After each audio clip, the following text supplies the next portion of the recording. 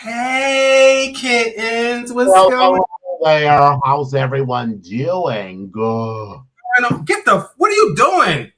Listen, little girl, you getting Just on my put the cat in nerves, the room. huh? Just put the cat in the room or put her in the bathroom or something. She has just got, she doing the most today. Oh my Yeah. God. Didn't you buy her a cage? I did, and I'm getting ready to throw her ass in there because usually we have a good time, but it's like, girl, you just ain't gonna make this work. Oh. But anyway, hey, kittens, how y'all doing? What's going on? I'm super. Thanks for asking. Well, I'm good. Well, I'm glad. Hold on one second. Oh, Hold wait on. a minute. You're not on camera anymore. What happened? Child, hold on. She disconnected the plug. Hold on. Just put the cat in the cage. I am. She's going in the cage now. All right. Well, how's everyone doing today? I see Desmond. Desmond was online before we even started. So thank you for joining us. Eccentric and Spesh and Dylan. Thank you all for joining. We're so excited to have you here with us. Absolutely. We missed y'all. We've had a spontaneous hiatus for a minute, but it was Yeah, we'll because talk about that in a minute. life was lifing, and that's where we are. And these are the things that go on when life is lifing and when you have to be an adult. So, Yeah. this is where they are. So, but we'll come back to that. But it is so good to see everyone. I feel like I haven't seen y'all in like 19 years, Dylan and Eccentric. I've been trying to keep y'all posted in the Super Friends chat or the Stunt Queen, the Stunt Queens chat rather. Yeah, I'm trying to keep y'all entertained because that's what I've been doing with my spare time when I get it. Right. So, yeah, that's kind of where we are. So what's new with you? What's been happening? What's going on? What's popping? What's crack-a-lacking?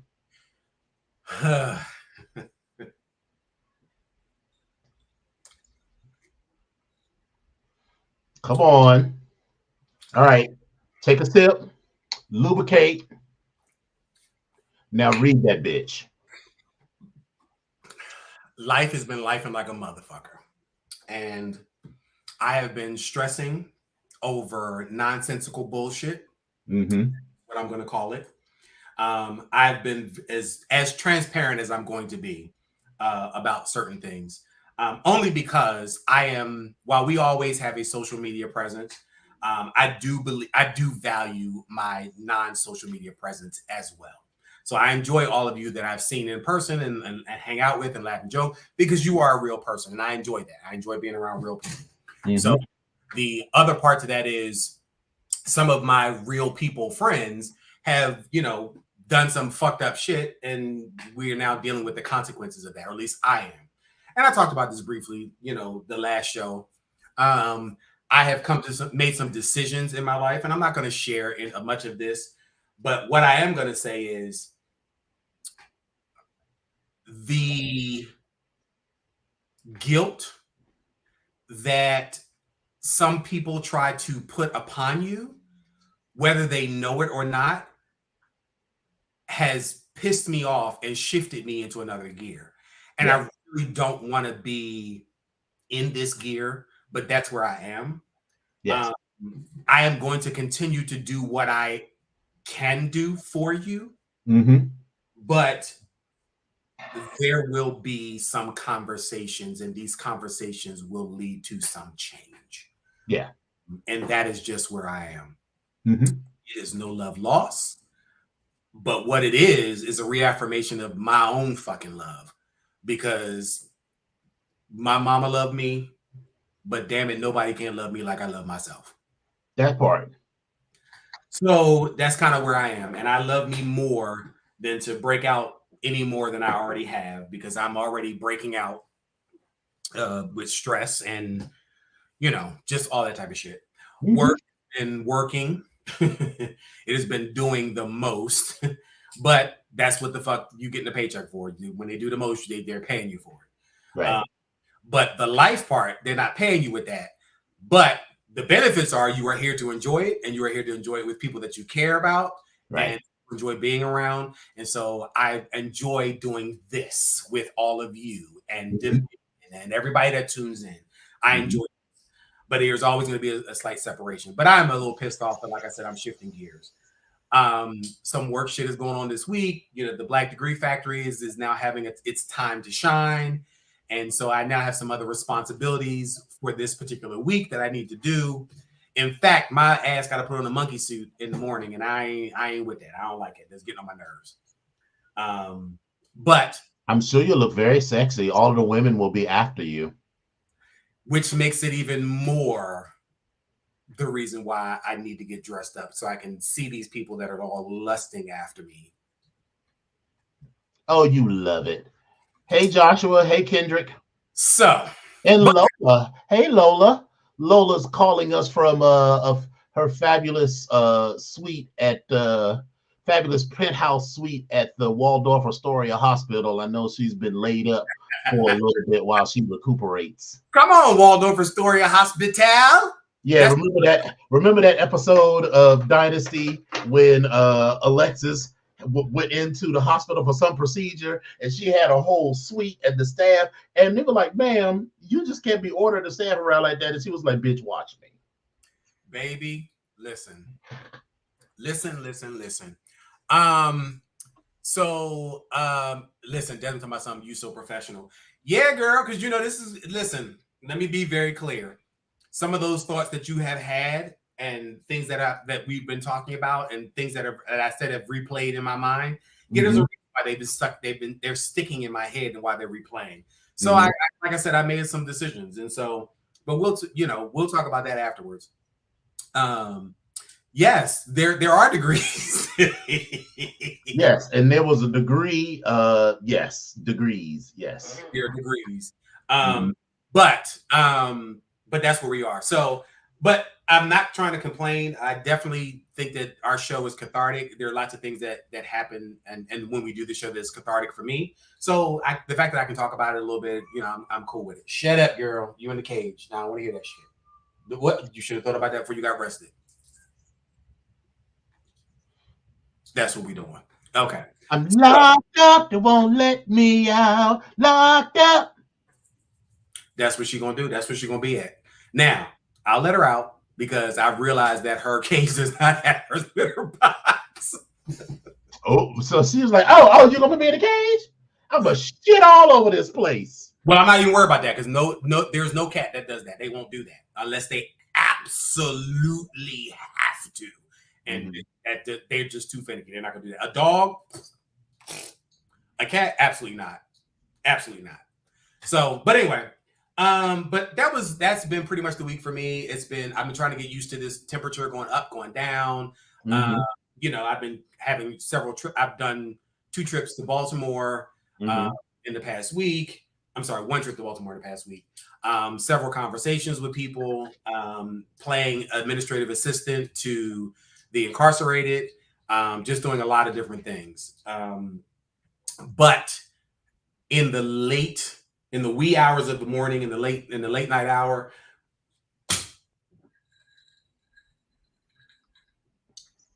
all right, don't become an alcoholic. Well, thank you, Desmond. You know what? I got a good camera, which I'm going not to say that Epic Skin isn't glowing too, but I got a 2-for-1 special on cameras, so I'm going to give him this new camera that just gives, it just gives everything that it needs to give. And I finally got my lighting figured out. And when you have your lighting in the background, I figured out, I've watched enough YouTube videos on how to set up your lighting to get you together. So now I'm able to organize things. But thank you. I'm so glad that you noticed. It's also moisture, it's also moisture in the love of a good man. I have no words, no comments on any of this. None. But I'm here for it though. I'm here. I'm supporting it. I'm here for it. Absolutely. Oh, Joshua, I didn't see you. Dylan and Morgan and Spash. Everybody. So hello. Greetings. I'm all over the place, but this is where we are. It's all good. Oh crap! I didn't even send you I did put it on the thing. I had to think about that. I was like, yeah, it's in the OneNote. Yeah, but I did not send me the, but that's okay. But I got it. You don't need this. You don't ever need to send me that. As long as it's in the OneNote, I'm good to go. Okay, and that's cool. We got you. All right. But so anyway, enough of me babbling. How was your week? What's going on with you? Well, it was a surprise, but as I am getting older and getting more in touch with my feelings, things are coming up. And last Wednesday was the closest I came to just packing it up and hopping in the car and driving until the road didn't drive. Now, I'm not talking about offing myself. I'm talking about just leaving behind all of my responsibilities and relationships and everything and just being like, you know what? Bitch, I could just go and move to Florida right now and start working at somebody's Best Buy. And bitch, I believe in myself. And I know that I could start there working the cash register and I'd be a manager within a year and a district manager within 2 years. So I could start all over again and get rid of all of the madness and the whatever that's going. And I just wasn't in the mood to come and kiki and ha-has and, whatever for a moment. And so I needed that. And instead of what I've done for most of my life, which is mostly pretend like, nothing is wrong or, keeping it all inside or whatever, I decided to be honest and say, I just want to be very clear. I am not like suicidal or anything. I was just like, this is a lot. I just got overwhelmed for a moment. And instead of pretending like I wasn't feeling overwhelmed, I said, I am overwhelmed and I need some time to get myself together. So, and I'm feeling a little better. I mean, I still need to make some changes and figure out how to push through because that's the thing. I always, again, my superpower is my belief in myself and my ability to overcome. And that's not arrogance. It No, doesn't mean that I'm the best or whatever, but there's only ever really going to be one situation that I'm not going to be able to overcome and work through. And I'm not going to know it until the moment before it happens, and that's death. And so when death comes for me, I'm probably going to be like, oh, all right, this is a challenge I will not be able to overcome. And so I will be able to walk into that next phase, whatever it is, with peace. But until then, I know that, whatever challenge is thrown at me, I can deal with it. But sometimes it just takes me a moment to gather myself and get myself ready to do that. And Wednesday, just felt like everything was piling on all at once. And so I had to keep coming up with solutions to various and sundry things all at once. So it was a lot. and not trying to make this about me, but It's fine. It was a conversation. yeah, no. What I was going to say was that goes along with what I was talking about as far as my social media presence and relationships, and then also my in-person relationships with people. So Mhm.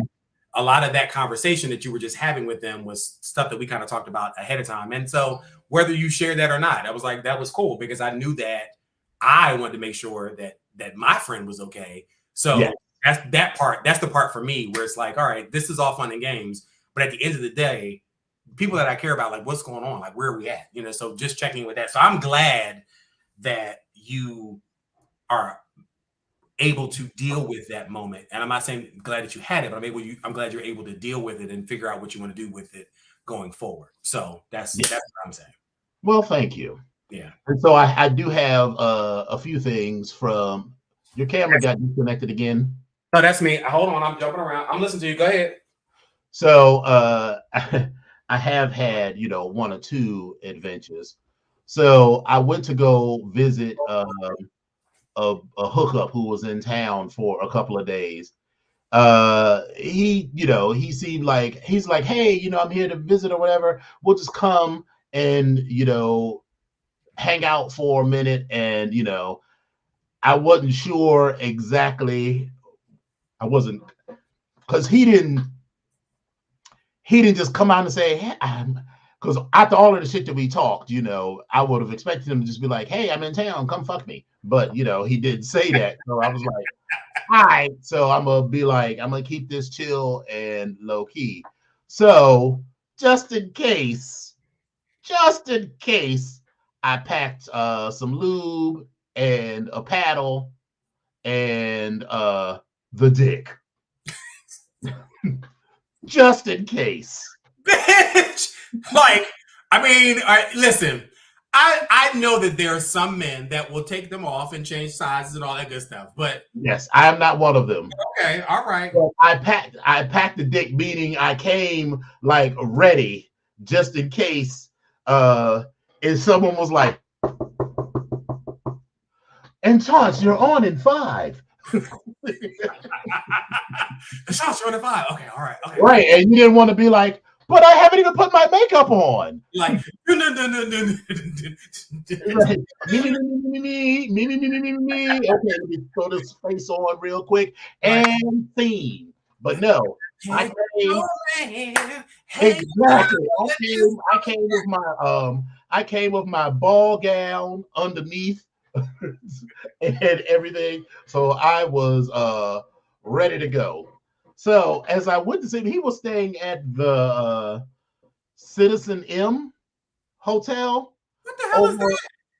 You remember where we had iniquity at that hotel that was next to the Quizno, the Potbelly and all of that?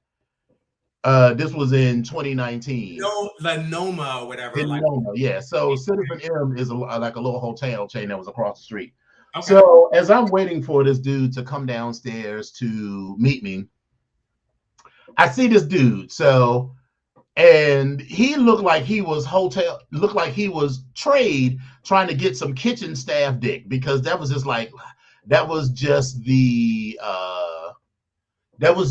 body language and everything that he was giving.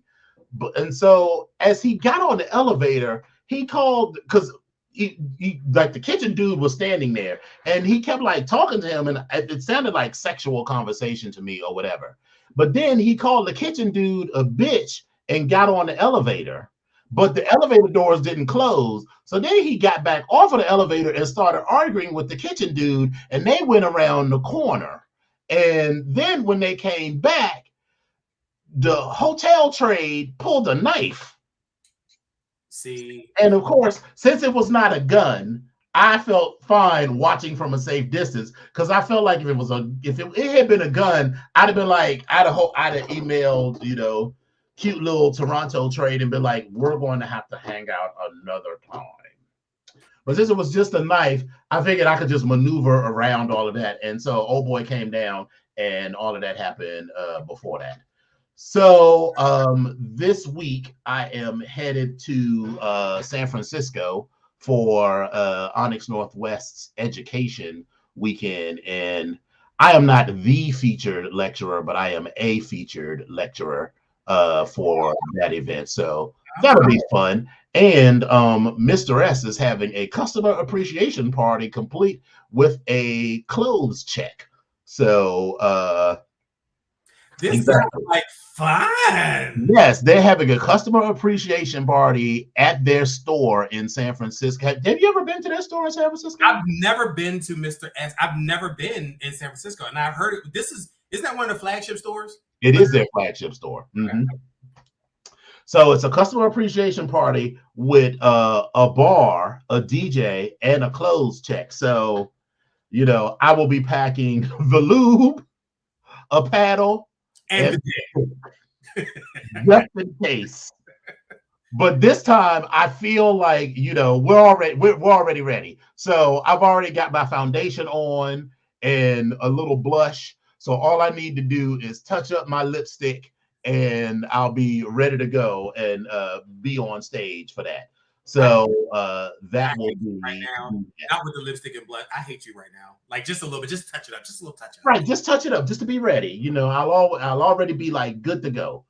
So that I'm looking forward to that. And let's see what else. And now, so I have a few TikToks and other things to talk about. Okay.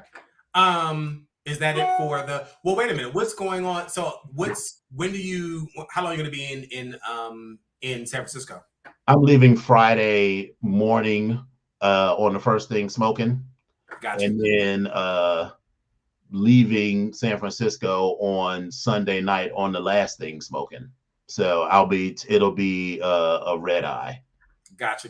So it'll be fine. The flight leaves San Francisco at 11:50 p.m. and gets in at like 8 o'clock. So it's still the same 5-hour direct flight. It's just, you're losing 3 hours. So I'm gonna sleep all the way on the plane and then bring my ass home and do whatever work needs to get done. But I'm taking tomorrow. I was already taking tomorrow off, but I still have work to do. So it's one of those days where I'm going to be working, but I'm unavailable. Got you. I understand it. So the only people that know that I am not actually off will be my boss and like one or two other people. Everybody else, because my out of office is going to be on. Okay. So I get those. Listen, I wish I could have a whole bunch of those days where I'm in the office doing work because I don't want nobody to leave me alone. I get the shit done. I need to stop asking me questions. Right. So because it's one of those things where life keeps lifing, Yes. and stuff keeps piling up, and every day it's like, oh, I was super productive today, but I didn't get anything done that I needed to get done today. And so now I really have to make some time to get all of that done. But I can't not go to San Francisco because I have obligations. So, baby, when I tell you the life and the lifing, but yeah, that's a whole other conversation. But okay. Yes. So we've got a few things.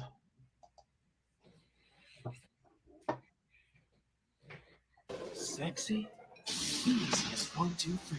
Just let your soul go. Just let it shine through. Just let your soul go, baby. Feeling oh so silky smooth. Just let it shine through. Just let your soul go. So good. Yes.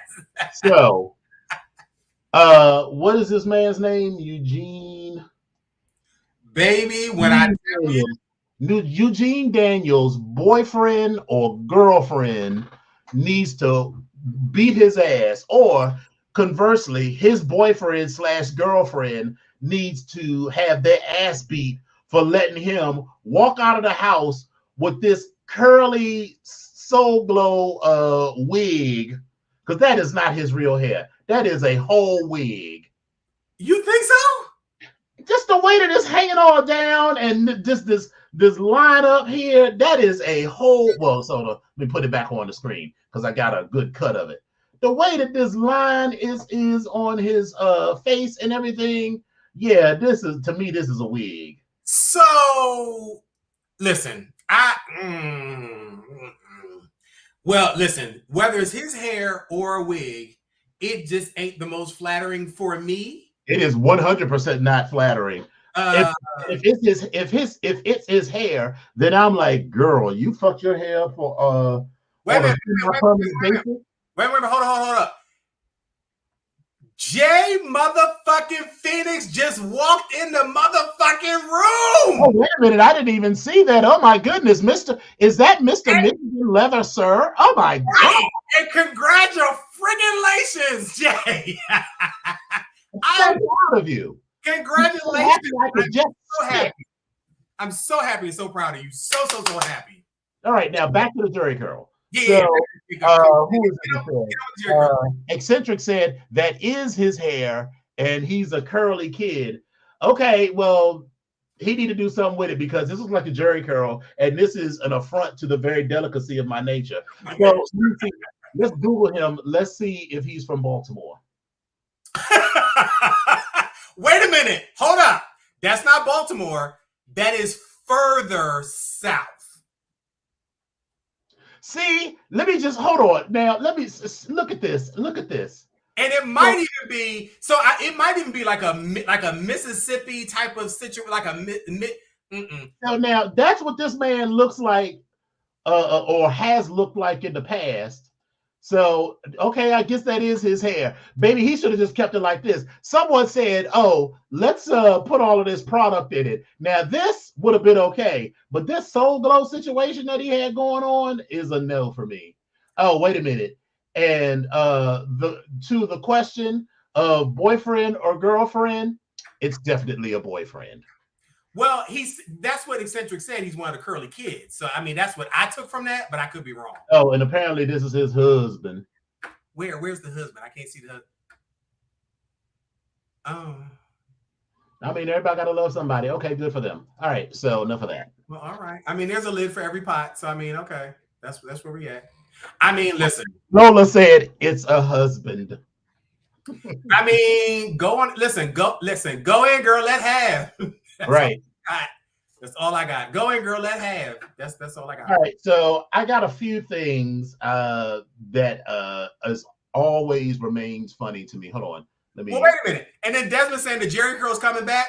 Coming back where? For who? Why? Didn't they bomb all the plants? Didn't they wait? Wasn't that what happened with 3 Mile Island? Isn't it the Jerry Curl juices? They went down and Love Canal and all that stuff. Isn't that what happened over there? The Jerry Curl juices then caught on fire. Is that what it is?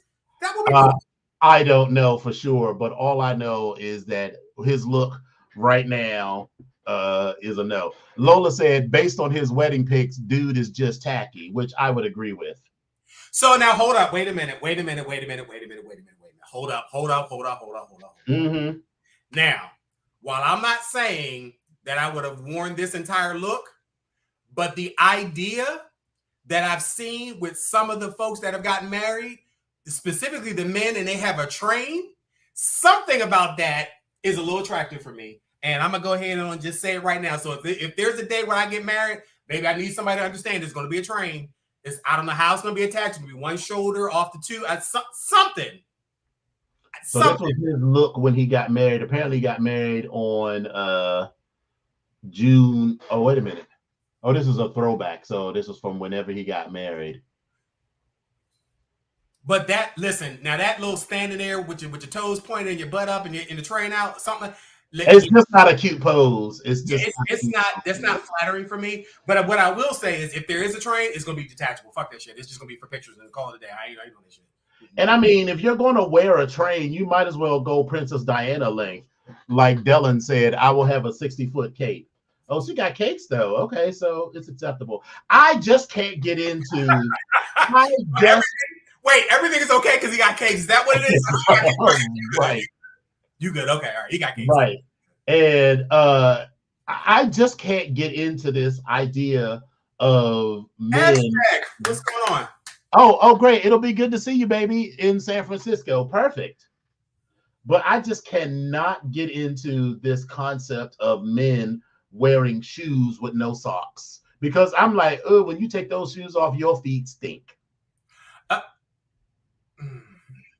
It's just not working. Wait a minute. Wait. Is that a fur collar or is that like a bow? Like what is? It looks like, so the collar.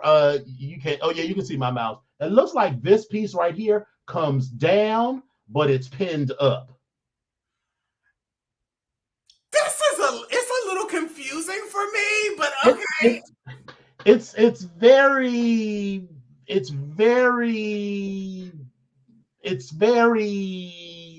that. Very that. So let me ask you this. Am I the only person that feels like with men's shoes, finding a nice white men's shoe that doesn't look cheap, that doesn't look overly, for lack of better wording, unmasculine, or having one that doesn't look comical or like clown-like, I don't see it, because this white shoe, this white boot, it ain't doing much. It's not doing it for me. It's not. So I've discovered there are a number of problems with it. Well, listen, we're going in on this man. This man, is living his best life, and he on TV. And here's my thing. Here is problem number one, or one of the many problems, is this turned up cuff on these pants. I like a cuff. I'm not gonna sit back and say I don't. I like a cuff. I like a cuff. I do not. I just feel like it looks unfinished. It looks like some shit that you would do when you were young. I like a cuff. Oh my goodness, no, ma'am. Maybe. Wait a minute. Lola, I am going back to what Lola said. I'm looking through his pics, and maybe he's just tacky. So I'm going to go with that. Listen, this man has a whole husband, and I do not. He has a whole book or whatever it was, and I do not. And he's famous, reasonably, and I'm not. And listen, I'm not taking anything away from him. He probably is a very lovely person. I'm sure he's an absolutely lovely person, but as you said, we have airtime to fill, and as Desmond said, one chop is two chops for me. No, it's three chops. All right, chops across the board. So there he is. Lola said he's living his best life. If he likes it, yeah. But see, the problem is, like you said earlier, what your husband, your sister, your friend, somebody should have said something to you. Baby, I know too many of y'all on this screen right now will send me a text message and be like, bitch. And I know that's right up there in that corner. Wait a minute. So this explains everything. So he lives in Northwest. You probably can't read this. He lives in Northwest DC. His style icon is Billy Porter. Stop right there. All right. So there we go. We can we're gonna go. I'm going to the next. So, on to the next thing. So we got a few little TikToks and things. This little kid is always hilarious to me. Oh no!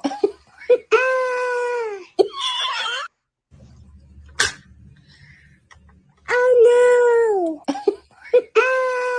Wait, the sad part is, bitch, if he was a little black kid, I'd be like, Dominion, it was your kid. This little boy is my style inspiration. Oh no! Baby, when I tell you, it's like I dropped my handkerchief. Oh no!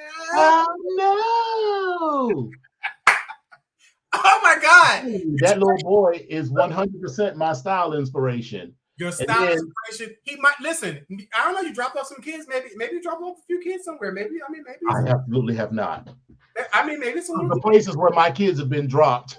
No grass will grow ever.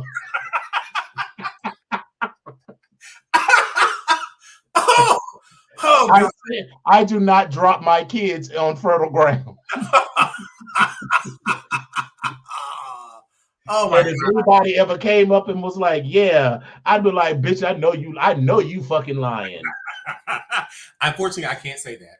But well, I mean, no judgment, but yeah, I know that no one could ever say that to me. But if you don't come to me, you 30 years old or above, then maybe I want to bring up my right. So this is always like an oldie but goodie for me. So I have to always over 2.5. You want to bring up my stuff? Let's talk about your home life. Excuse me, I'm not talking to you. Well, I'm talking to you. We've all talked about you. Shame I'm not talking to you. And I'm talking to you. Shut your fucking mouth. I've had enough of you, you beast. Beast? Yeah. How dare you? How dare me? You came into my home. And I apologized. No, you didn't in 3 years. Actually, you didn't. I don't like you. Guess what? I don't particularly like you either. Well, good. I can't find one damn thing to like about you right now. Well, good. I've never found one thing to like about you. I did nothing to your hair, to your face, to your attitude. What are you doing like that?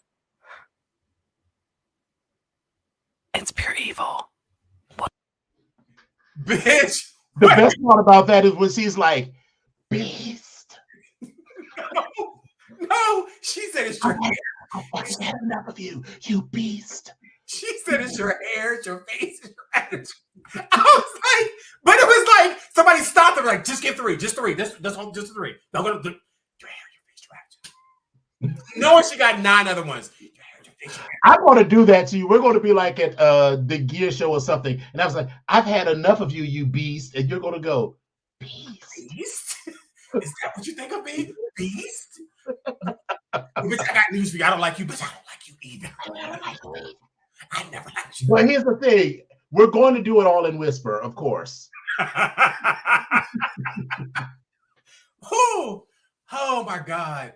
Oh my God. So this one, because of the things that have happened in my life, You don't know me, and I wouldn't. really got me together. I usually have to go back. In some instances, You don't know me, and I wouldn't have done it. And if I don't know you, then why please would- stop interrupting me. The thing is, when I got down on one knee again, I got interrupted.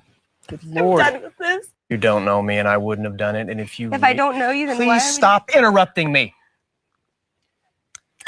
The thing is, when I got down on one knee again, I got interrupted. Good Lord. I'm done with this. You don't. So the people are going in there saying white woman's tears are so toxic. I did not see this as a white woman thing, and maybe it is because I don't know who these people are. This was just something that was posted. I feel like this says ABC, so this is probably The Bachelor and one of the people that was on the show.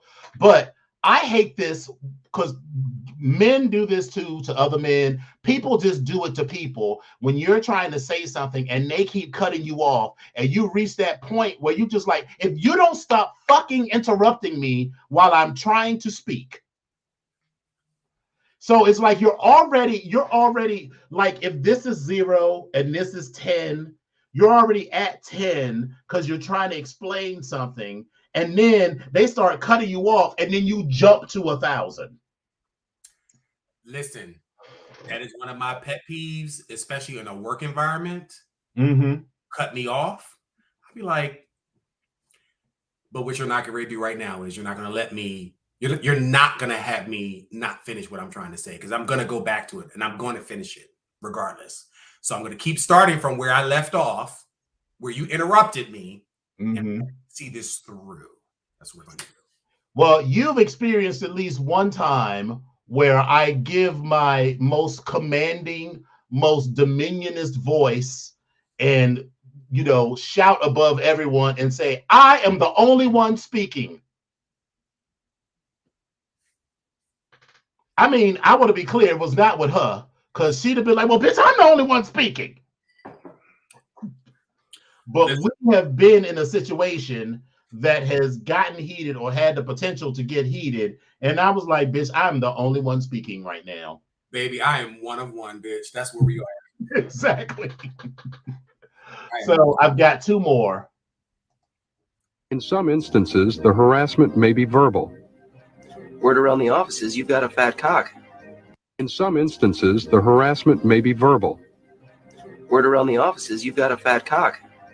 In some, I have never worked in a place. Wait!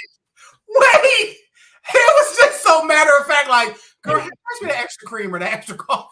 Right. Like, I'm just like, you just walk up to somebody and be like, word on the office is you got a big dick. But wait, and then look at his face. Show it again. Look at his face. Look at the other guy's face, the guy he's saying it to. some instances, the harassment may be verbal. Word around the office is you've got a fat cock. In some instances, He did not flinch. It was almost like, yeah, bitch, like, what the fuck? Exactly. The fuck. And what you trying to see it? I mean, we can go in the bathroom right now. I mean, Oh my God. I just love these terrible workplace harassment videos. And so this last one is, all right, I'm just going to let you watch it. In the past, on my YouTube channel, a cockroach was in my video, and then the fans and haters. Oh, sorry. I need to go to. In the past, on my YouTube channel, a cockroach was in my video. I was trying to make it bigger, but this is. In the past, on my YouTube channel, a cockroach was in my video, and then the fans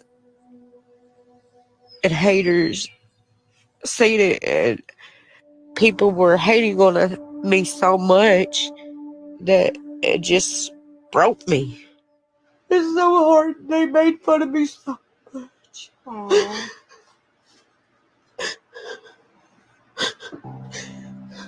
And I tried so hard not to show them in my videos and stuff, and then y'all see them, and it's just hard.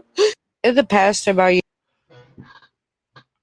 I was like, wow, that is kind of fucked up that people made fun of her for, having cockroaches and stuff. But this was a choice by production, because they could have grayed that out or whatever. But while she is talking about being shamed for cockroaches, a cockroach is crawling up the wall in her place. First of all, if I had worked for production, I'd have been like, bitch, I need a fucking hazmat suit to work here. So I am exactly, Dylan. They set her ass all the way up because they had that conversation anywhere but in her roach infested place. Dylan, baby, listen, you ain't never lied. That was the setup of all setups. That listen, absolutely not. And the fact that you are upset. Well, let me back up. Let me also back up. I don't give a listen. I'm going to catch some flack for this now, and then just spot the lie. If you live in a motherfucking house that got cockroaches or got roaches or rats or anything, bitch, you know it. Right. Bitch, you know it. Right. Because you know it, why would you put yourself in this position? You made a choice and production made a choice. This was a setup. I don't give a fuck. And I get it. Listen, life happens where you live and the circumstances, and I know flying cockroaches are the thing in Texas and all that type of shit. And all, I get all that. I get all that. But baby, right, because that's it for me. It was like, girl, if you know you got cockroaches, like, why are you on TV with them? I'm like, we need to film elsewhere because we go outside or something, or we need to put on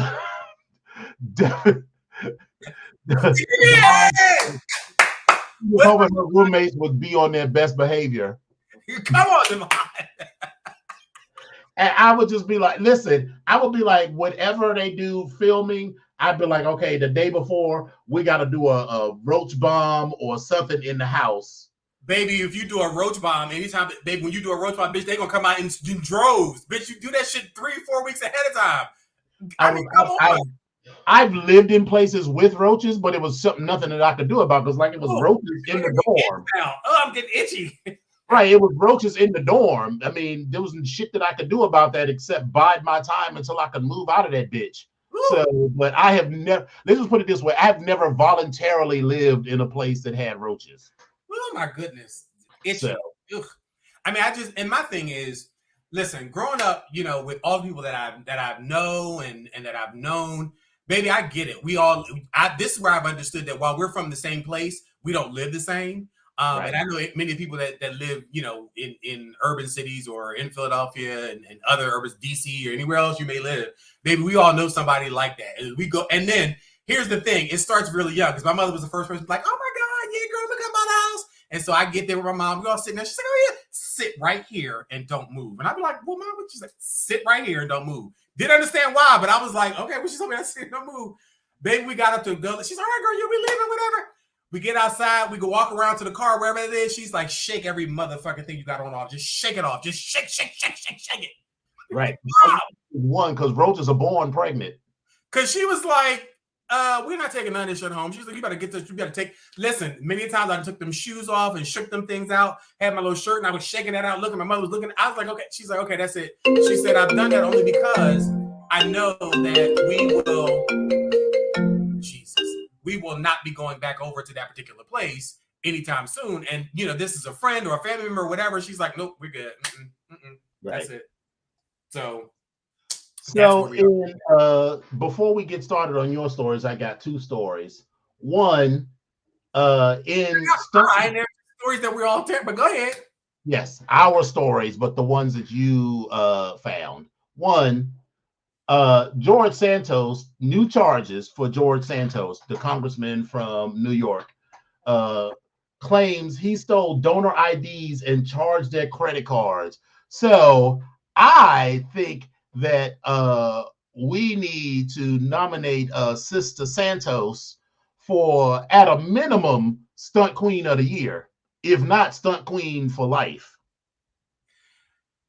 I think that I would nominate him for Stunt Queen of the Week. Of the week? Stunt Queen of the Week, but he is a contender for Stunt Queen of the Year. Now we're gonna have to go back and talk about all the Stunt Queens that we've had for the year and put Okay, all so let me keep a new list. So I'm gonna start a running list on right. of stunt queens. So we got I'm just saying that we he could be nominated for Stunt Queen of the Year. And listen, we are in October. We should be having our Stunt Queen of the Year nominations. So I want people to nominate the people that we've talked about on this show as stunt queens. Please send your nominations for Stunt Queen of the Year, because we're going to go talk about this and we're going to check up on where they are. Well, Dylan also mentioned what is his name? Bob Melendez. That's the girl that had solid gold bricks in his house. He's working as a foreign agent for Egypt. Yeah, so we got 2. So if you have more nominations for Stunt Queen of the Year, please let us know. And we will make sure that everybody knows what the Stunt Queens of the Year, what they are, because we will post that on Facebook and list a list of all of them, and so people will be able to nominate and pick and choose from them. Yeah. We'll do a little Google poll. Yeah, we can do a Google poll. I mean, you could also pick more than one, but we're going to probably take the top 5 and talk about in the top, like just in any other pageant, however many we put out there. We're going to go with the top 5, and we're going to narrow that down to the top 3. Right. And so now I have one that it's sad, but it's also like, bitch, what? So the suspect in Natalie Holloway's 2005 disappearance in Aruba revealed her fate as part of a plea deal. So his name is Joran Vandersloot. He admitted he killed her and disposed of her remains and has agreed to plead guilty to charges he tried to extort money from the teen's mother years later as part of that. So here's my thing. What is the source? What is the how can someone kill your loved one and then try to extort money from you to what? I mean, I guess he was like, if you give me $30,000, I'll tell you where her body is, or something like that. Like, bitch, you've already admitted to a crime. That just feels like. So I have questions. Mm-hmm. Did she died in 2005? When did the extortion piece start? Hey, Headstrong. Hey, Headstrong. This was apparently, he said that was a couple of years ago. Well, so in this sentence, this is a 20-year sentence for extortion and wire fraud, which he's serving concurrently with his sentence in Peru, where he's serving a 28-year prison sentence for killing Stephanie Flores in 2010. So, okay, so the parents and the family are either hopeful that she was still alive, but I thought they already knew. Since they never found a body, they deemed her as a missing person, I think it was. I think that this guy was just like, if you give me X amount, because they didn't go into great detail, but they's like, if you give me X amount of thousands of dollars, I'll tell you where she is or whatever. So I'm just like, that's kind of dumb because, but for the family, for them to even entertain it, if they entertained it, because I'm assuming they entertained it. I'm assuming they did not entertain it because they were like, I mean, I'm saying entertain it from the standpoint of, well, maybe it might be right, but maybe I still need to contact the authorities just in case. Because no, I'm sure they 100% contacted the authorities, right? Because I think like someone in his family was like politically connected, so like he was able to flee the country on like that diplomatic visa or some shit like that. Right, but what I was thinking was maybe they are, even though they were deemed as missing person, or I forgot how they deemed that person, like unfound or more than likely deceased, whatever that is. Maybe they were sitting there thinking like, man, I'm gonna still contact the police, but maybe there's a chance that they're alive, because you hear all these horror stories of people being sold into sex trafficking or slavery and all these different things, and they're alive, but they're not. But in this particular instance, I don't necessarily know if that's how it went down. But listen, it is a horrible thing to have happened to a loved one, and then also on top of that, you're adding insult to injury. You're adding salt in the wound by saying, "Oh, you give me money, and I'll show you where." You fuck with people, and you get ready to get got. That's ready to happen. I also, remember, I was much younger in my gay journey, and now I know. Like people will be like, well, what was she doing in Aruba? You know, she was just going there to have fun and get fucked. Now I know enough to be like, yeah, just like a lot of you hoes do. Because, we, between me and you and all the people watching this, know lots of people who go to the DR or to Puerto Rico or some other spot just to get their swerve on with the local trade. And trade can be straight, gay, whatever you want to call it. Right. People take trips to Africa or they go to the Middle East, wherever people are brown. People go there for sex tourism. So Natalie Holloway was no different than anybody else. So, before you get too high and mighty with your like, oh, what was he doing there? Girl, you've done something similar. Maybe you didn't go to Aruba, you went to Atlanta. Not even so. Listen, so girls get murdered in Atlanta, trying to get some dick too. I'm gonna talk about my gay uncle, and I'm calling him that only because I've known him for years, and he is my uncle's godbrother. So I'm gonna call him my gay uncle. And listen, it's so funny because we have the same initials and everything. But when I tell you he is he's the gayest man in America in that age bracket. I'm talking about the furs, the fur matching beret, the diamond. Like this is who they are. Like crystal hanging from the Christmas tree, everything. Okay, so we were having this conversation one time,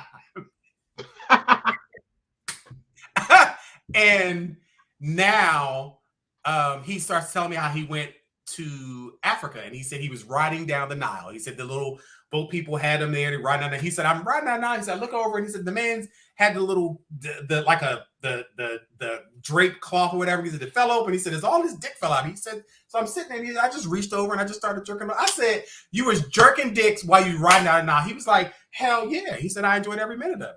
I was like, "Oh, okay." Is he still alive?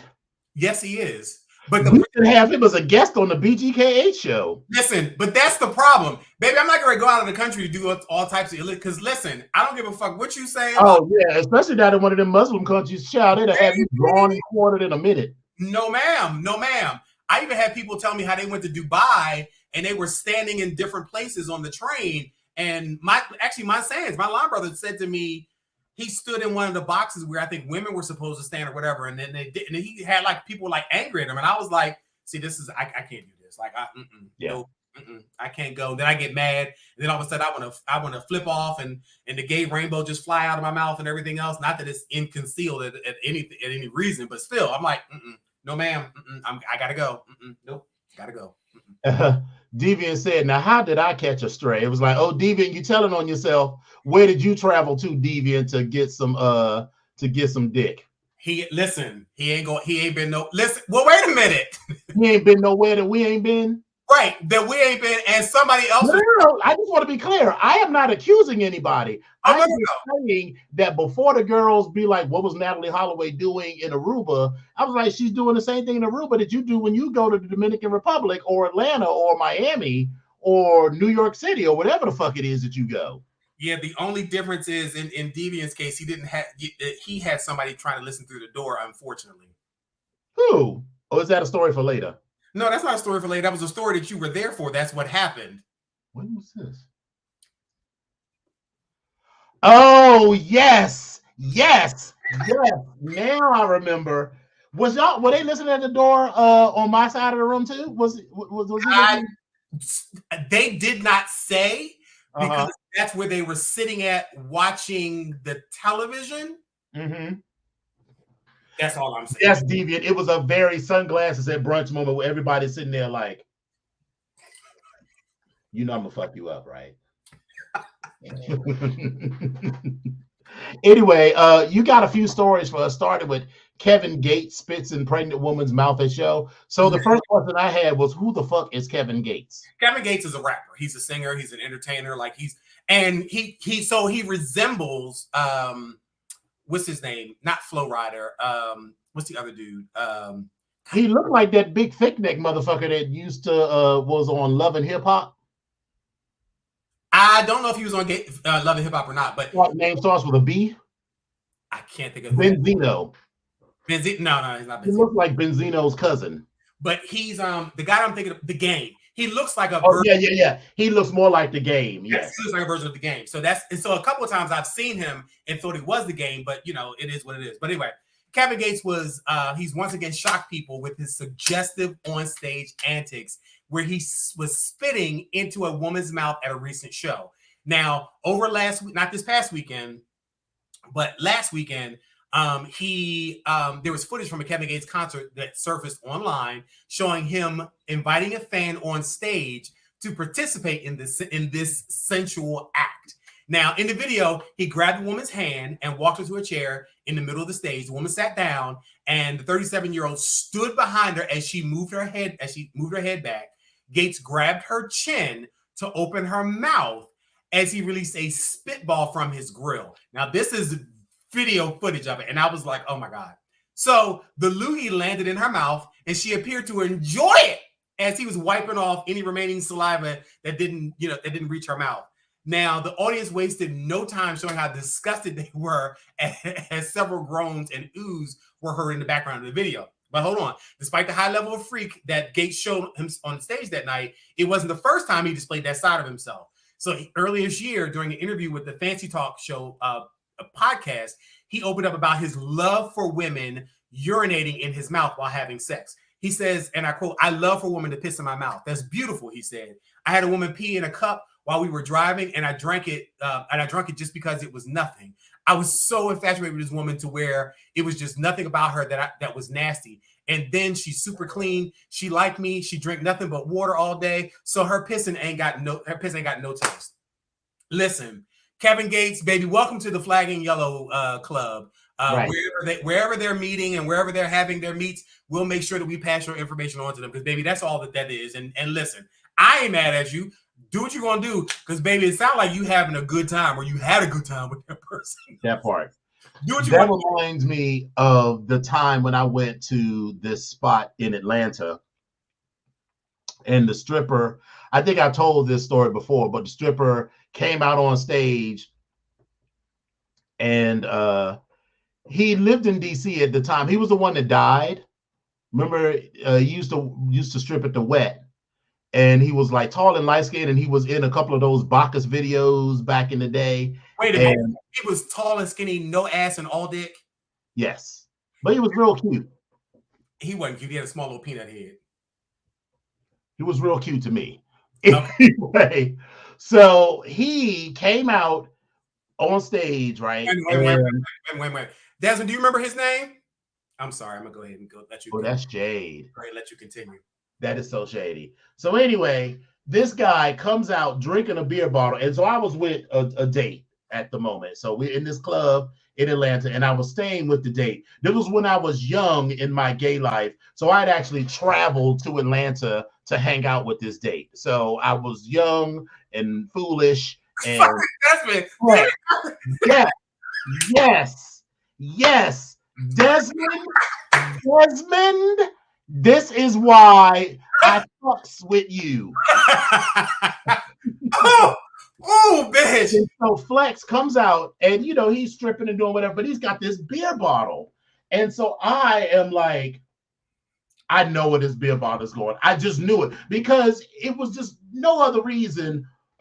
I mean, if he had just like a cocktail in his hand, it'd have been different. But this bitch had a beer bottle, and he kept making a show of drinking out of this beer bottle, because he was the one who will also put his dick in a hot dog bun and pour ketchup. No.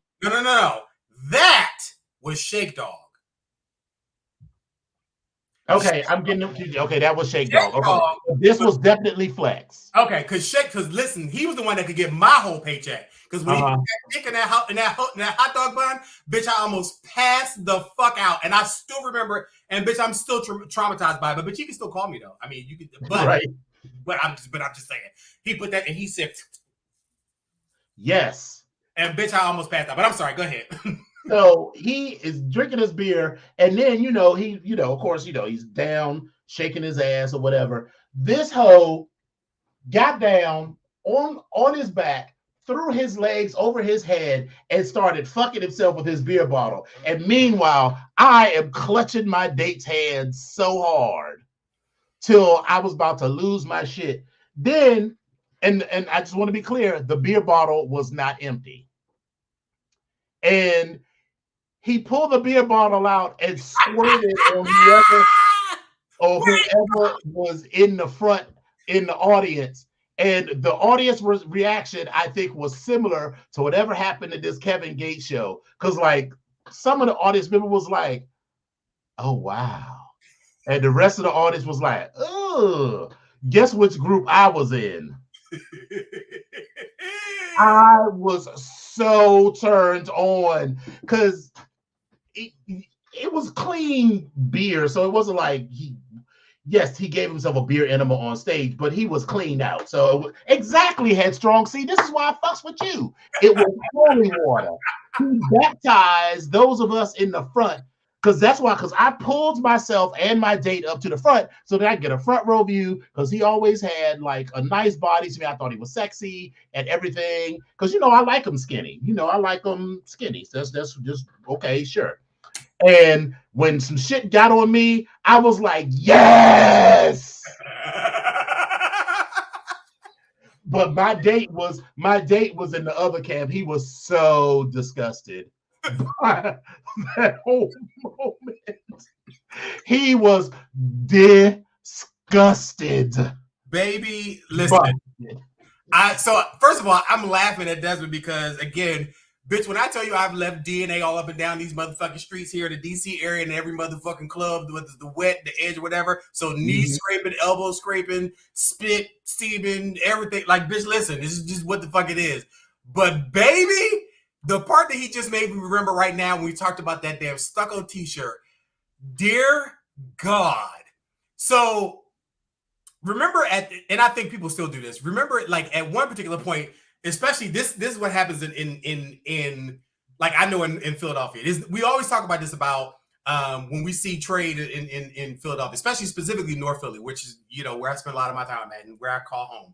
But baby, there's nothing like a motherfucking North Philadelphia nigga that got a motherfucking white wife beater on and it's fresh white and it's crisp. Mm-hmm. You could be the ugliest motherfucker on the planet, but that baby sits on your chest and lines it up and everything looks real nice and neat. And you be sitting there like, hey boo, how you doing? But when the fucking t-shirt is not white and it's stained, you got holes on it, it's whatever, bitch. We went through this whole summer talking about the trade that we were meeting in DC at that particular point in time that had on white t-shirts, but they weren't white. Bitch, they were everything but white. They were off-white, they were ecru, they were stucco, they were mild white, they were mild white light, like they were all these other fucking colors, but they weren't white. And one in particular came by our good girlfriend's house, who's not here with us right now. Mm-hmm. And he had on a white t-shirt. And bitch, me and Desmond were sitting in the living room like, did this bitch roll up in there with this motherfucking white t-shirt on? Or this off-white t-shirt, this stuck up? Bitch, we were kikiing the entire time. But hey, listen. He had a bone-colored white beater on. Bone, light bone, yellow bone, red bone. You ain't got, listen, Des, we ain't gonna put no names out there. We're not doing that. We're not doing all of that. We ain't doing that. We ain't doing that. Allegedly, it was this person's name. Allegedly. I don't know nothing about it. Oh, okay. Well, can't nobody see that but everybody who watched the show. He tricked me. Baby, he tricked a couple people. Bitch, listen, it is what it is. Oh, he turned out to be one of the girls or something? Listen, I'm gonna let Desmond tell that. So you want to put that in there? I'm not gonna tell your business or nothing. I ain't gonna say he tricked you like he came in like that video, popped in there into the Stunt Queens video, but I ain't gonna say that. But I'm gonna leave that alone. What was the name of that spot over on Kenyon Street? You're talking about the motherfucking shit. Stop. Oh, it's right up to my tongue. Because that's where I saw Shake Dog at. Yeah, he used to perform there all the time. What's her face, who died, was always the MC there. Miss. She would see you at the Safeway, be like, "Hi, baby." Right. What the fuck is her name? I can't think of the name of her right now. Dylan should know. She's a gay historian. Miss, what is her name? Dellen. Yes, she used to perform at this club. She was the hostess at this club on Kenyon Street. God damn it! It was Upper Northwest, not far from Howard. It closed down. It was probably gone before you got there, but it was shit. The name of it'll Nob Hill. Nob Hill. There you go. Nob Hill. Miss Snake Dog performed because remember the shit was so crowded. You used to have to literally like sit on the floor. So I'm sitting on the floor and he comes and this dick is just all in my face like this. And it was hot as shit in there. Hot as shit. And I looked up at him and my mouth must have been open and some sweat fell in my mouth. And I was just like, oh my God! Oh! It was not sexy to me at all. I was so disgusted by that. Now, this is the same dude who, like 3 years before, just let this dude get, squirt his beer enema on me. But for some reason, sweat in my mouth was just a bridge too far. Listen, that further goes along with the fact that we don't necessarily date the same types of men. Because, baby, listen, when I first ran into him upstairs in that back room, in that dark, and he put that mustard on before they turned the lights off, I said, bitch, what? Bitch, I was trying to position myself everywhere that he was. It was in the dark. People, like, they turned the lights off after he started dancing. He was going around so you could see. I was like, I was trying to get, and I will say this. My good Judy paid him to come to my house for my birthday. Oh, that's nice. No, bitch, it was not. Because, bitch, I was afraid. Bitch, I was afraid of what the fuck I was going to do. So I had to call him and tell him, bitch, don't tell him. Bitch, and here's me on the phone. I was like, you can't come by. Oh, no, don't come by. I could not get myself together. Baby, I could not get myself together. So disappointed in you right now. Listen, I could not. At that time, I could not. Now, fast forward 15 years. I ain't seen him. I saw him over at that club on Pennsylvania Avenue. Was it Mr. Henry's? What was that club? It was like the one that had the sawdust on the floor. It was like I think it was a gay that country and western kind of bar. Blah, blah, blah. It was 2 doors down from Mr. Henry's. Yeah. So that bar right there. So he's saddles or something like that. Who? Boots and saddles or something like that. Some shit like that. Whatever that was. So they had a stripper night there, and he was there stripping. Listen, exactly, Devon. Exactly. Shane. Where's it? I need a Shane bell. Listen, Shane. let me be clear. Shane. Let me be clear. Remington's. Thank you, Devon. Thank you. Let me be clear. It was, I don't know what it was. I think because I just found him so fucking everything. Like I couldn't, you had that whole adage of like, be careful what you ask for because you just might get it. Bitch, right. It was everything for me at that point. Everything. But like I said, fast forward 15 years. I go to that place, Remington's. And they said, oh, Shake Dog's performing. I was like, bitch, Shake Dog, bitch, what? What's going on? What the fuck? Shake Dog, bitch. I felt like what's his name from Will and Grace when he was having the dance battle with Will Arnett. He's like, Shake Dog, what? Shake Dog, who, what? Yes. So I'm in there like, bitch, what? Shake Dog comes out and I was like, what? I said, he was no longer giving what he was supposed to give. No, he was not. And then I was able to look at him in the light and I was like, baby, you got furniture missing up here. Did he always? Because I just remember that he was thick and kind of light skinned, wasn't he? He did not. Well, he wasn't light skinned. He's a dark caramel. He wasn't light skinned. He was lighter than you or I, but okay. He was not like. But he was. Well, everybody is lighter than you or I, so he had some furniture missing up here. Life was lifing on his face. Life had life a little bit on the body, which was cool because I was like, all right, it's cool. I was like, that was cool. But baby, listen, when I got down to you uppity. When I got down to the meat, I said, okay, now that looks like Shake Dog, but everything else don't look like Shake Dog. But then I was having this conversation. I can't remember who I was there with. I don't know if I was there with Eric. I don't think I was there with you, Desmond, or maybe it was Maximus. I can't remember, but I was there with somebody. But in any event, when they started telling me, they were like, oh, he's married, he has 4 kids and so forth and so on. I was like, married? Married to a woman? 4 kids? I was like, what? They were like, yeah, he's not really gay, but he's gay. And I was like, so he's gay for pay. And I was like, okay. I said, okay, child. That All right, I'm over it. all of that ruined the whole image that I had of him. Yeah. But at that particular point in time, baby, I just couldn't do it. I don't know what it was. I was just like, it was very Loretta Devine. I was like, You're right. I get it together. I don't And know then what you walked away and it's like, is he still looking at me? right. I was literally like, that's how I felt around him. But it was like, all right, cool. But anyway, off of Shake Dog. But listen, yeah, that was a long story, but that was fun. No, that was a cute little walk down memory lane. Listen. Anyway, okay. So next story. So Marshawn Lynch, he starred in Bottoms to make some amends for the way he reacted to his sister coming out. For Marshawn Lynch, his intention joining the critically acclaimed queer teen comedy Bottoms was one of absolution. Now, he did an interview in GQ Sports. The Bottoms director, Emma Seligman, revealed that the former NFL player took on the role of substitute teacher, Mr. G, as a means of rewriting a past wrong with his sister.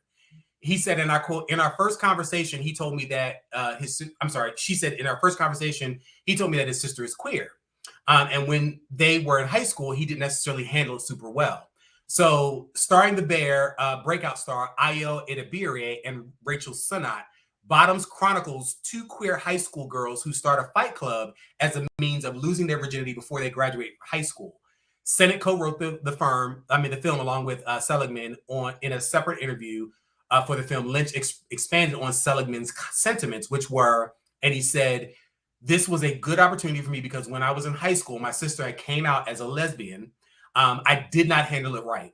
As a 16-year-old boy, I didn't handle it the way I feel I probably should have. So I told her it was giving me an opportunity to correct my wrongs, to rewrite one of my mistakes.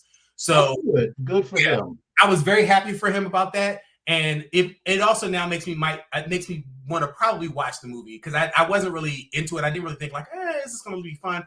But I think I'm going to watch it now. But the thing is, I didn't watch it. I wasn't interested in the movie because it just seemed, I don't know if it seemed like we were the prime audience. Yeah, but it also seems like I was a little too over. Like I was like, what that's what I mean.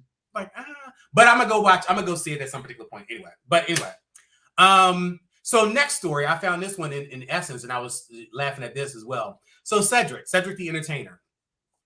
So he ended a $25,000 fund that he had for his family after they complained it wasn't enough money. So here's the thing. In essence, they said when you make it, quote unquote, financially, it's easy to involuntarily become the breadwinner for your family and friends. Cedric the Entertainer was relating to this, or can relate to this. He said the comedian and actor stepped up to provide financial support to his loved ones by creating a $25,000 fund to help with emergencies like mortgage payments or assistance with bills. Now, when he recently appeared on The Breakfast Club to promote his new book, a novel called Flipping Boxcars, and mentioned the fund, he started off by explaining how he approaches family members borrowing money. He said, I definitely know how to say no. I say, nah, I'm past no, said the 59-year-old. He said, I used to have a whole fund for the family every year, $25,000 for whatever it is. You can get it if you qualify. Not getting it for nonsense, but if you needed school money, he said, citing an example, he would work with. But the barbershop actor added that his sister managed the fund and that the family members were only allowed to take a portion as opposed to a single individual using the entire $25,000. Well, good things don't last forever. And as Cedric eventually put an end to the fund, the reason being family members started asking for more money. Some people wanted bigger and bigger checks, the comedian said. And so at this point, he was like, I'm out. He cut that thing right on off. So I can't even blame him. But it is what it is. And this is where we are. So good idea for him to come up with this fund that people can actually use. And that way, nobody in the family can actually say you never did anything for them.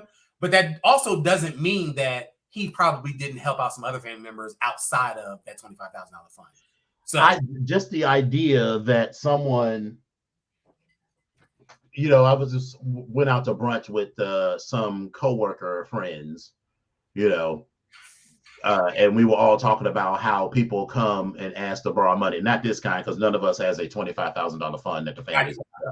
But if I had a $25,000 fund, I'd have paid a lawyer retainer. I'm sorry. Woo woo woo. Woo woo woo. Come say, come sa. Mama say, mama sa, mama kusa. Carry on. Itchy gitchy yaya. Voulez-vous coucher avec moi ce soir? Carry on. Yeah. Oh, yeah. Yeah. Oh, I'm not going to stop with you like get a smile. Good. Come on. But I will say that one lesson that I learned in college, having been, a totally broke college student, is learning the lesson before I ask somebody for money. The question I always ask myself is, what would I do if this person was not around? Not if they wouldn't lend me the money, because that's a different question. What would you do if that person was not around? So, like, if you need $100 for your lights, what would you do?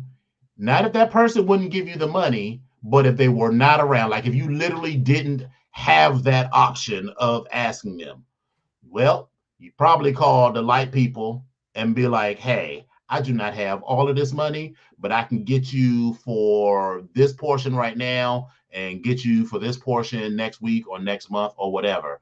And then whatever that plan is, that needs to be what your plan is. Yep. And so I know for a fact that what these people did, because he said they used it for like mortgage payments or assistance with bills and stuff, they never considered any other plan other than, oh, Cedric got some money and they see him on TV. Now, no shade. Cedric make a little coin and I'm sure he's a millionaire, but he's a millionaire. Like he probably got like 5-10 million in the bank, which is, that's money. But first of all, when people say you got money, people act like you literally have a bank account with that much money. It's usually tied up in other things. Hello. You can't literally just be like, oh, you got $10 million. You could easily give me $2 million because you still got $8 million. That money is usually locked up away somewhere. You can't literally, because that's risk to literally have a bank account that you have liquid cash. Absolutely. That much in it. And so like his family, they never considered, like, yeah, I could have a rich cousin, but I would never be like, hey, Cedric, I need this $2,000 for my mortgage payment. If I went to Cedric, it would be like, my house just burned down and we need help trying to get back on our feet. Right. That's like a situation that you just may not have something for, but right. It's not his responsibility. And people said the same thing about Jay-Z. He interviewed someone and he said, you need to entertain these conversations with cousins no more. Because now that people know that he's a billionaire, they definitely are thinking like, oh yeah, well, and you and Beyonce just bought this house in California, which is the biggest house in the state of California. And be like, yeah, we bought it with our money that we working for our shit, and we're not going to give you money for your scam. Because no shade, but family can be like stray dogs or stray cats. You feed them hoes one time and they will be back at your door every motherfucking day. I'm going to go ahead and put this out there. So I'm being shady. I think I am. Maybe I'll hold on to that. No. Be shady. This is the BGKH show. Yeah, it is. But, I'm still going to keep this separate. Okay, you can tell me afterwards. You still got to tell me that. I'll tell you afterwards, yeah. But put it right here. But the other part, I got you. But the other part of that with Jay-Z is, I think the cousin actually said something about, I got this idea for a play and so forth and so on. And right. It was some bullshit thing. It wasn't even like I need your help buying a house or something. It was like a get rich quick scheme. And bitch, you got an idea for a play, but you are not a fucking playwright. Babe, and that's the thing. That is the point that Jay-Z was trying to get across when he said no. He said, yes, you have an idea for this play or whatever this is. Maybe I get it. But here's the thing. If I'm lending you money as an investor, I want to see if I'm going to get my money back and maybe even turn a profit. If this ain't going to turn a profit, why the fuck am I in it? Like, what am I just throwing away the money? In fact, if that's the case, I'd rather give it to you just to give it the fuck to you as opposed to you pitching it to me as an idea. No, ma'am, I'm not doing that. No. Right. And Eccentric, just to answer your question, baby, go on to burleyshirts.com and you will find one in a couple different colors. I got one in blue, one in brown, and I was looking for another color. I think they got one in red too, but they definitely got them. So burleyshirts.com, yes, and they're usually on sale. I think I got this one for $7. All right, and lastly, in Black People Magic. Yes, Black People Magic. So listen, There has been some Black gymnastics history that was made. So, as Talladega College embarked on its inaugural season and Fisk enters its second season following a historic run in 2022 with Morgan Price leading the way, Simone Biles set more history at the World Championships. Biles returned this season to reclaim her title as the greatest of all time of gymnastics. The U.S. champion earned her 21st World Artistic Gymnast Championship medal and tied the record for a 6th World All-Around title at the Sport Palace in Antwerp, Belgium. Biles became the most decorated gymnast in history. The awards podium had 3 women of color. Simone Biles was first from the U.S. Rebecca Andrade was second from Brazil. And Shalise Jones was third from the United States. A first at World Artistic Gymnastics Championship events. Now, the other part was Frederick Richard, 19, who won a bronze medal, who's actually from Bowie, Maryland, joined Biles in another first as 2 African-Americans stood on the podium to win World Gymnastic Championships all-around awards. Richard's feat was the first time in 13 years that a U.S. male has won a medal at the event. Now, this rising sophomore, he won the NCAA all-around men's championship title last season at Michigan. The future of more Black women following Biles and men following Richard in gymnastics looks promising. Richard still has to compete in the individual events, but baby, listen, good luck and congratulations because y'all are doing it. And baby, when I saw that podium and saw all 3 of those young ladies stand up there, baby, it was amazing. And it's one of those moments where you just had to catch it and you had to realize it. It was like, baby, it's all 3 of them. They're all Black. That was amazing. And did you see the story? You know that Russian judge is a bitch. The Russian judge in any competition is always a bitch. So the Russian judge, I mean, you're like that. It's all right. It's okay. Yeah, the Russian judge says that the rules should be changed because Simone Biles, she got all of her points on technical difficulty and not artistry. But that's what she said, and maybe that's true because Simone Biles. And I'm not here to judge because I don't know anything about gymnastics. But apparently you get some points for artistry, but the big points are to be made in the technical difficulty of the whatever it is that you're performing. And so she's saying the rules should be changed to give less weight to technical difficulty because this Black woman won because apparently she's stronger or just got better balance but that doesn't make any sense with the events that she actually won. It's the vault. There is no artistry with the vault. You hit the motherfucker as hard as hell. You touch that motherfucking horse. You go up in the air. You nail your landing. There is no artistry in that. I mean, you probably can for demonstration purposes, but you want to execute the move and land successfully and safely. Right. And if you're supposed to, everyone else does 3 turns in the air and you do a 4th turn, then you get extra points for that because you are strong enough to get your body up in the air and stay in the air long enough to complete 4 complete revolutions where most people can only complete 3. They've named 2 gymnastics moves. They renamed, I can't remember it because the second one for they named one for her and then they renamed another one for her. The vault, the Burchenko, I think it was some like Russian name or something like that. And so there's just this history in all sports of Black people excelling and then the bar being moved because some usually less melanated person is pinched about that, especially in a sport that at the time is not dominated by Black people. Because even if you look back at history, now, I don't know anything about sports ball, but I know a lot about racism and history. Hello. Basketball, very few Black people used to play basketball. But then when Black people started going and being able to shoot for the 3-throw line and dunking and all of that because they were taller or just stronger or more athletic than the other people that were playing, they wanted to change the rules so that you didn't get, the same number of points for a dunk or whatever. So they keep trying to change the the goalpost whenever black people joined the sport because they dominated too quickly. It's that whole thing of, you know, even working professionally, it's this thing of called the black tax. You're working twice as hard for less money or twice as hard for half the recognition.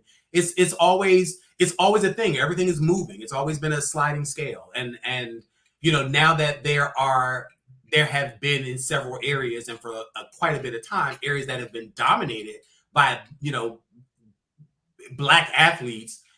Yeah, now we come up with this. Nah, girl, go sit down, Russian judge. Go sit down, because at one point you all Russians were leading the pack in gymnastics. So, but they're white, so you know it's fine.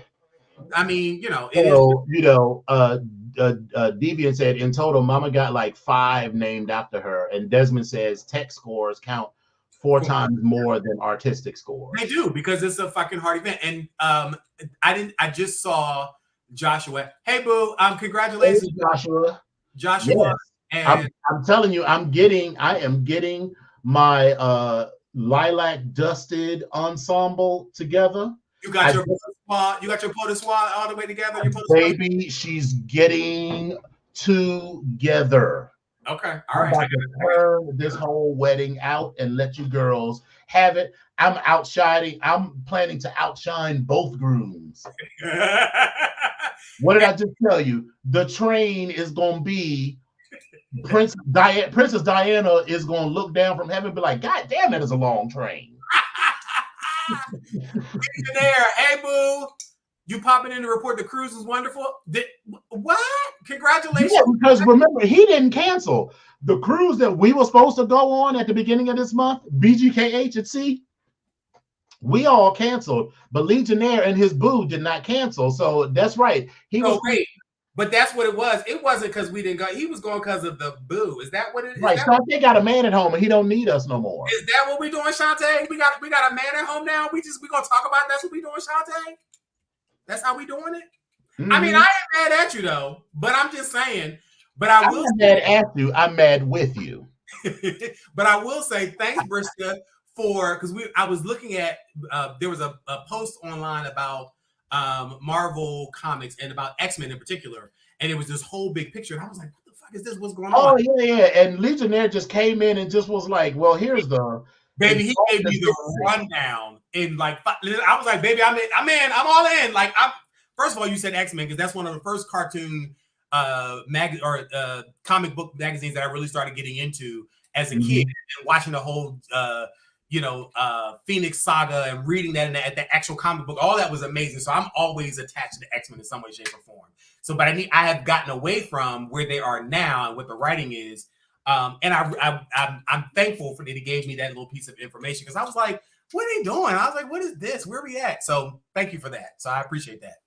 Yes. So, well, all right, kids. We've come to the end of another fun 90 minutes. So let's get into this beautiful bean footage. Beautiful bean footage. Beautiful bean footage.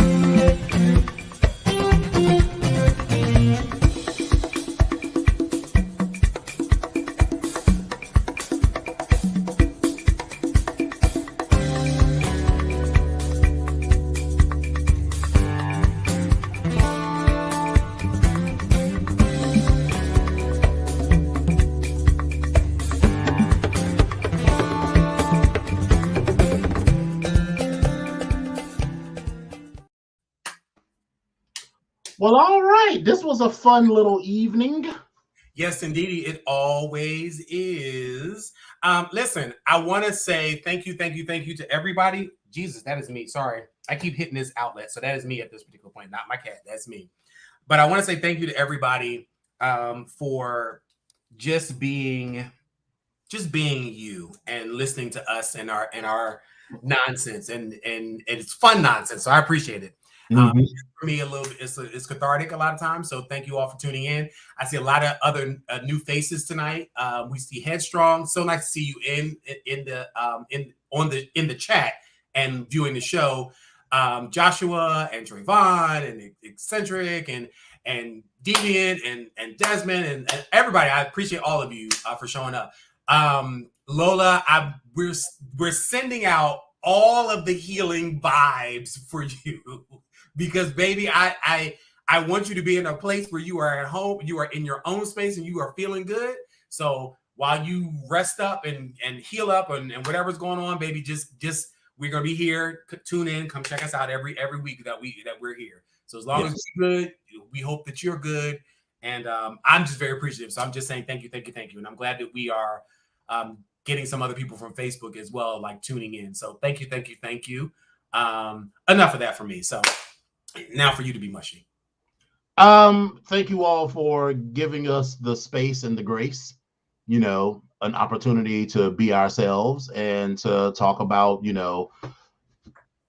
partying and bullshitting and the dick, but then also to talk about serious things. So I really appreciate this. This space is also like therapy for us a little bit. So we really appreciate that. I got one more thing to say. I don't think he's in here tonight. I don't think I saw him, but Spill It Boy was doing a live broadcast the other night. And I was on a panel with a couple other people.